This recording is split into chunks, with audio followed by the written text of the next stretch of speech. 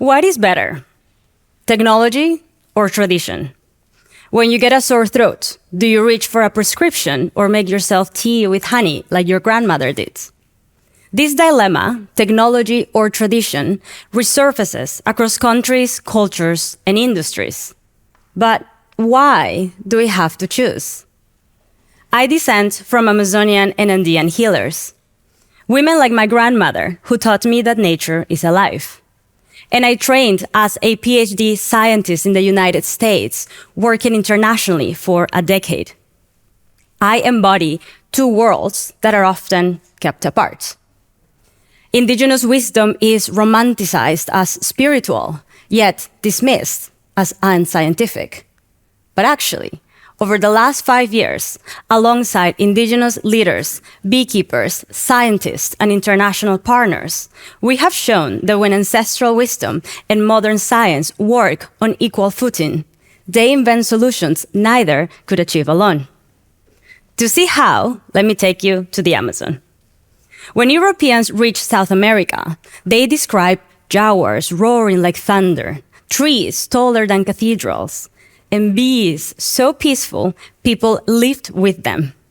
La Angelita, the little angel, the stingless bee, the oldest bee on Earth, as old as dinosaurs. They cannot sting you, though they may bite or pull a nose hair. Don't ask how I know. Stingless bees pollinate more than 80% of the Amazon, including crops we love, avocados, chocolate, and coffee. For millennia, they have been part of traditional medicine and revered as sacred ancestors. But they are disappearing. Deforestation, climate change, and pesticides threaten global food chains, rainforest health, and biocultural heritage. In the wild, most stingless bees nest inside hollow trees, with an entrance no larger than a coin as your only clue. With thousands of trees around, they're nearly impossible to find. But Amazonian elders solved this conundrum long ago. They go at night.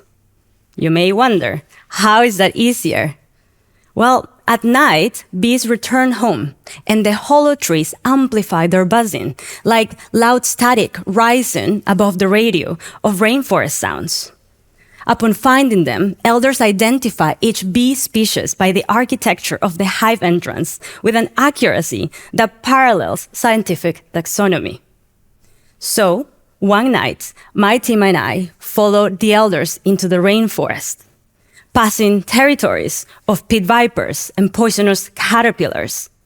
We navigated the jungle by trees and stars rather than a map, searching for bees with our ears, not our eyes.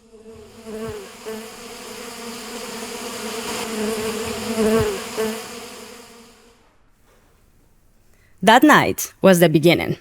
Using indigenous methods and modern science, we mapped stingless bees across the Amazon, monitoring 15 million bees to date, and uncovered the first link between deforestation and bee decline, shaping how we restore the rainforest.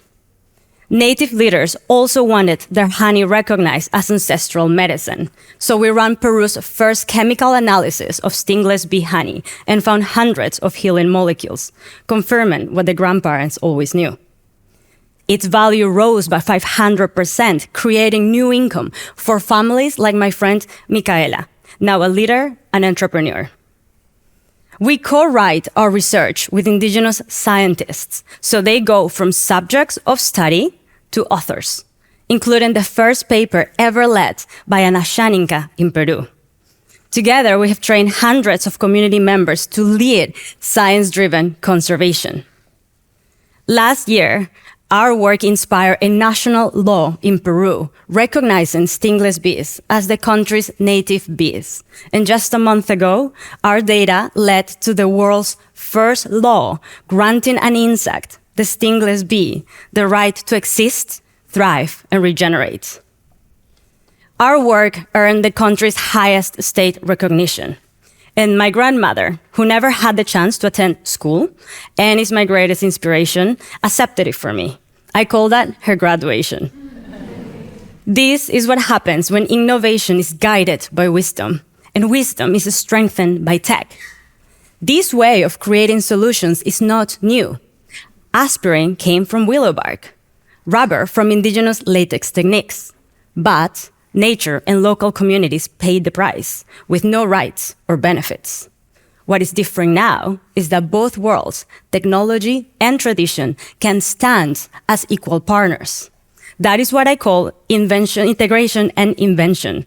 It begins with equal footing and transparent engagement, shared credit, benefits, and rights, and it grows through co-design.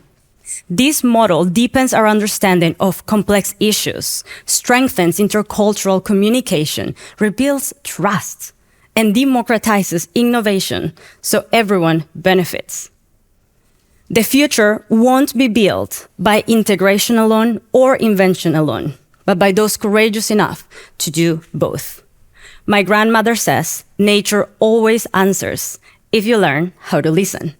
Maybe that is the work of my generation, to listen and unite both worlds, technology and tradition, for the betterment of our planet. Thank you.